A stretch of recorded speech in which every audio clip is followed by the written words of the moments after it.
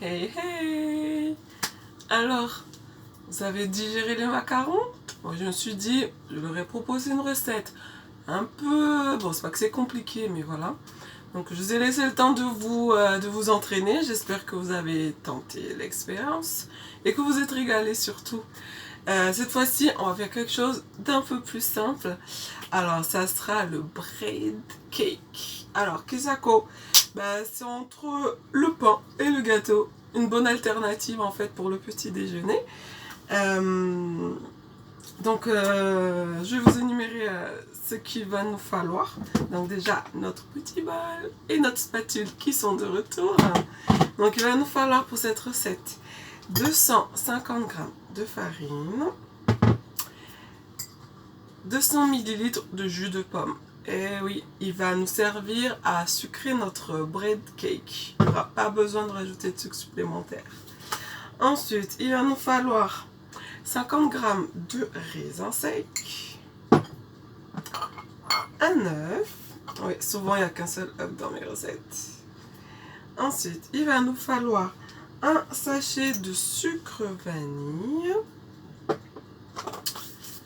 2 petites pincées de sel, donc un sachet de levure chimique, 25 ml d'huile de votre choix. Donc ça peut être, moi là c'est de l'huile de pistache, mais il faut mettre de l'huile de tournesol, de l'huile d'olive. C'est assez intéressant, j'ai déjà testé avec l'huile d'olive. Mais l'huile que vous voulez, 25 ml. Et après pour la fin en fait, là c'est des dragées que j'ai concassées. Donc avec des amandes dessus, enfin dedans. On pourra l'utiliser pour décorer le dessus de notre bread cake. Donc c'est tout simple, hein? Vous êtes habitués maintenant. On se complique pas trop la vie, à part pour les macarons. Donc là je vais verser mes 250 g de farine. En fait c'est tout simple. On va tout simplement tout mélanger. Eh oui, tout simplement. Donc je mets mes raisins secs, mon sucre vanille, ma levure, mon sel. Donc le sel, moi j'en mets toujours de toute façon, même ne serait-ce qu'une seule pincée, parce que ça rehausse le goût des aliments et du sucre. Comme ça, même si on a mis peu de sucre, on le sent quand même le sucré. Oui, on va mettre l'huile maintenant.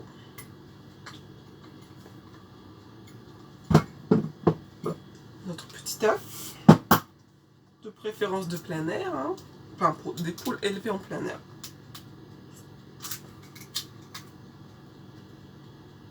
Voilà. Ensuite, on finit par notre jus de pomme. Là, c'est du jus de pomme la recette, mais je pense que si on met un autre jus de fruits, sans sucre ajouté, bien quand même, hein, par contre, que ce soit du jus de raisin ou jus d'orange, je pense que c'est pareil. Bon, c'est juste que le goût, il va être un peu différent, ce qui est normal. Donc là, je verse mon jus. Et là, je mélange tout ça.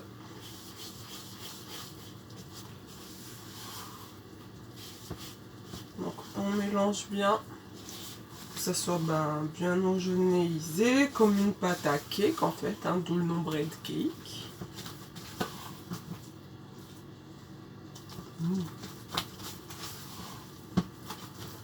Donc voilà.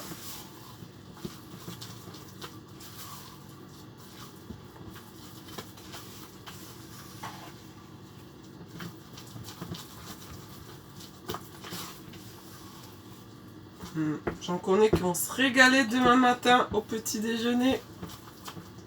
Comme ça, après, on peut le napper de ce qu'on veut. Du Nutella, de la confiture, du caramel au beurre salé. Enfin, voilà. Au choix. Donc ensuite, on va verser le tout dans un moule à cake tout simplement. Donc là j'ai bien mélangé.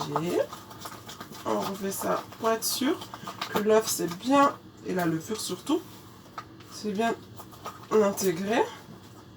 Voilà. Donc là je verse ma préparation dans mon moule. Donc je vais pouvoir décorer donc le dessus de mon cake avec donc là c'est mes dragées. Vous pouvez donc prendre des amandes concassées ou rien du tout, bah, c'est au choix, hein. Vous n'êtes pas obligé de mettre quelque chose dessus.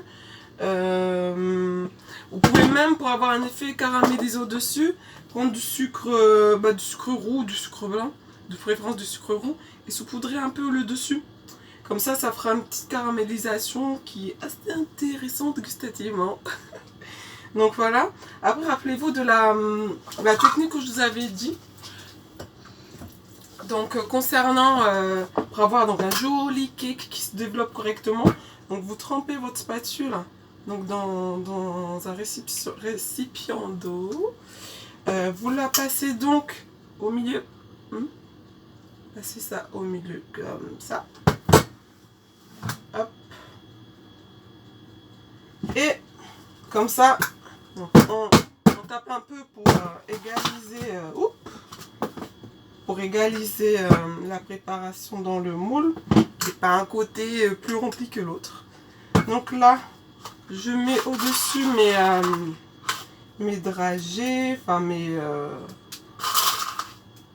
amandes, voilà, comme vous souhaitez. Et ensuite, tout ça est prêt à être enfourné à 180 degrés. Donc 180 degrés pendant 30 à 40 minutes. Donc le temps que tout ça cuise. Je crois que je voulais vous dire autre chose. Je ne sais plus. Ah oui, voilà. Donc là, donc si vous voulez voir le résultat, bah, c'est comme d'habitude quand c'est des photos sur Instagram. Donc là, j'y va sur Instagram. Et puis donc n'oubliez pas de partager mes vidéos, toutes celles qui sont en dessous, de vous abonner si ce n'est pas déjà fait, hein. Comme ça va me booster à vous proposer encore plus de recettes. Donc voilà, bah, je vous souhaite une bonne soirée, une bonne journée, peu importe le moment que vous regardez la vidéo. C'est un plaisir de partager tout ça avec vous et vive l'été. Au revoir.